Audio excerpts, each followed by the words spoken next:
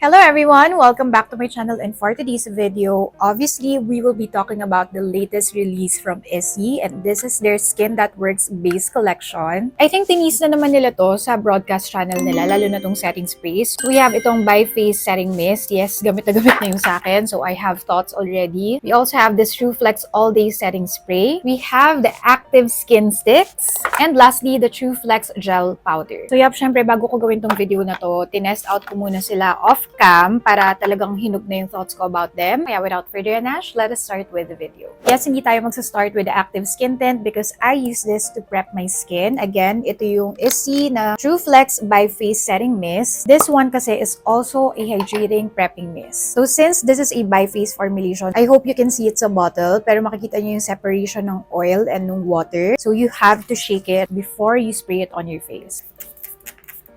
So, I use this to prep my skin para magkaroon ng hydration. And napansin ko, mas okay din yung lapat nitong stick when I use this one for some reason. So, ang ginagawa ko, pinapat ko lang din na ganyan. Since the mist is very, very fine, that's one thing I can say about their setting sprays, ang fine ng mist. Kaya pwede nyo itong gamitin as a prepping mist, pwede nyo siyang gamitin in the middle of your makeup. Ginagamit ko rin ito after applying powder, minsan after applying blush as well, and then at the end, before I spray this. So, I like using this to prep my skin and to melt all the powders and give me that hydrated finish. And by the way, this has a botanical forward formula. So, meron siyang panthenol, aloe leaf juice, and other two key ingredients na hindi ko na itatry i-pronounce. But basically, yung mga main key ingredients ito are more for soothing, calming, hydrating, and serves as an antioxidant. And by the way, although this formula contains oil and it's supposed to be hydrating, hindi siya sticky. Like, kapag ginawa ka niyo yung face, like, no stickiness at all. Kasi isa yun sa ayaw ko when it comes to mga mist. And in case curious kayo, hindi sila heavily fragrance. Actually, wala nga silang fragrance at all. Next are what I'm most excited about. So these are the active skin sticks. Feeling ko, ito na yung next na i-release sa mga local brands, and I'm so happy that ISSY released it sooner than I expected. So if you're curious, ano ba yung difference nito sa iba nilang mga base products? So basically, this is their skin tint in solid form. So ganyan karami yung product na makukuha nyo. In fairness, this is a lot for a stick. So these are all the shades that I have. This is in Biss, this is Fawn, this is Beach, this is my skin tint shade, and this is in Spruce. Again, on the face, this is Biss,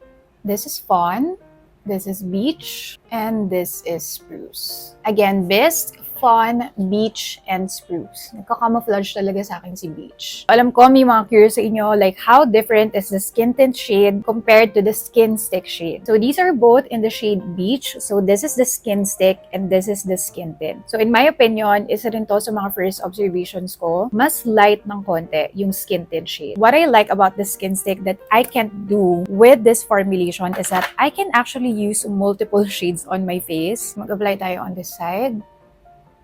This is one layer. As in, ang satisfying ng pag-camouflage niya on my skin. Like, look at that. Parang nag-erase lang ako ng unevenness. Like, see? That's the shade Beach. And then I'm using the shade Fawn. I want a little brighter on this area. Like, see, you can actually do a two-tone base. And what I'm liking about this is the consistency. Hindi siya yung waxy formulation. So, hindi siya yung nagsislip and slide or sticky or oily once it's on the skin. Like, it's not heavy at all. And one method that you can apply this, lalo na kung kayo yung type na lagi nagmamadali, ayan, you can easily blend it with your fingers. But, ako, I prefer using a brush, and I find that this is the best way to blend it if you want to maximize the skin stick, like the coverage, the finish. I find that using a very dense brush, yung as in siksik na brush, is the way to maximize the finish and coverage of this formula. Like, look at that. Hindi mo kailangan ng effort, ng skill in order for you to figure out how to blend this properly. Hindi siya yung matte na matte, kasi kita nyo pa rin yung glow ng skin ko. Like, this is without. Meron akong pimple dyan. And this is with. Like, very natural yung pag-even out niya, which comfortable siya na skin stick. Like, isa rin kasi yun sa mga concerns ko when it comes to skin sticks, lalo na I have combination skin. Although ngayon, yung skin ko, especially on the outer part, is getting dry. So, hindi siya yung type na nakikiling sa dry patches. By the way, this formulation contains caffeine and tocopherol, which are actually interesting. I can say that this has flexible coverage kasi if you want a sheer coverage, pwede siya. I can just do with one layer. I've tried layering this for up to 4 layers, and in fairness, hindi siya mukhang thick, hindi siya mukhang cakey. So, let's try applying more on this side. Like, see? yung mark ko kanina dyan, mas natakpan siya ngayon, but it still looks natural. Like, ang ganda ng glow. I wish I have the deeper shades kasi I feel like can be a good bronzer or contour shade. Ito yung dinagdagan natin ng layer, but it still looks natural without width. I also don't oil up as much on this formulation, so tingnan natin how it can cover with one layer yung mark ko. So see, it's still peeking through with one layer. But for me, on days na gusto ko very pang everyday lang, natural, I'm okay with one layer. On this area, let's try the shade Beach, which is a lot lighter on me, para lang pakita ko sa inyo how flexible the shades are. Like kung gusto mong para ka na rin nag-highlight using your base, you can do this. Look at my base. So I'm just setting my face with powder. I'm using itong ISSY makeup fixing powder para hindi masyadong maiba yung color ng base natin because I'll be doing a wear test. Although, I already did a wear test separate and together. Itong active skin stick and yung mga setting sprays nila. So yep, quickly, I'll just show you that I do the sandwich method after kong mag-powder. Super love ko talaga how fine the mist is. And look how it melts the powder, while at the same time helping set your makeup. Now that we're almost done with our look, mabilisan na yung lakad ko, okay na ako with this. By the way, I hope that they release a travel size version of this because this is something that I can spray throughout the day to refresh my makeup. So for me, pwede siyang prepping mist for sandwich method and then to refresh your makeup throughout the day. Kaya ito yung mas bawas talaga sa akin. And now, since we need to lock everything in, ito yung takbuhan ko doon. So again, this is the ISSY True Flex All Day Setting Spray. So this is a long-lasting fixing spray. So this offers up to 16-hour wear. By the way, yung mga setting sprays nila are alcohol-free. So if isa yon sa mga concerns nyo, yup, they don't contain alcohol. And this one, na-wear test ko na siya for 16 hours. So just wait for around 60 seconds para ma-set niyo yung makeup. If you follow me on Instagram and kung part kayo ng broadcast channel ko, I went to the Olivia Rodrigo concert and grabe yung pinagdaanan namin doon. So I think after launch, naka-makeup na ako noon, ginamit ko tong dalawa. And then, alam niyo naman, kapag manonood tayo ng concert sa Philippine Arena, it's an obstacle course. Lalo na kung hindi ka naman super aga dadating. So, when we went there, super layo ng parking namin. So, naglakad kami sa merong pollution, sa merong mga usok, papunta sa Philippine Arena, and then, ganun din yung nilakad namin pabalik. So, yun yung pinaka-torture test ko with this product, and that's when I knew that this really locks in the makeup. Kasi pagka-uwi ko, pagtingin ko sa makeup ko, it's still there. Hindi siya masyadong nagbago from when I freshly applied my makeup. And yung non-nego ko kasi when it comes to mga setting sprays, ayoko nung parang restricting sa face. Yung parang pag ginalaw mo yung face mo, may feel ka na parang film on top. So this one is comfortable, and although this is a matte setting spray, kita nyo naman now, hindi naman siya yung super matte na flat tingnan. Like, na-retain niya pa rin yung glow on my face. And like the Bi-Face Setting Mist, pareha silang super duper fine yung spray. And by the way, meron din tong panthenol, aloe leaf juice, and meron siyang film-forming agents para mag-create ng protective barrier sa surface ng skin while enhancing din yung adhesion ng makeup. So, para mas makita nyo in action yung effect ng setting spray, mag-swatch ako ng eyeshadow. So, dito sa sinwatch natin, I'll spray. Then again, you have to wait for 60 seconds bago natin siya smudge. So, magsaswatch ako here nung walang setting spray. Okay, so this is with the setting spray. As you can see, gumagalaw na yung skin ko, pero yung eyeshadow, it's still there. It's still locked in place. While this one, ayan, ito yung walang setting spray.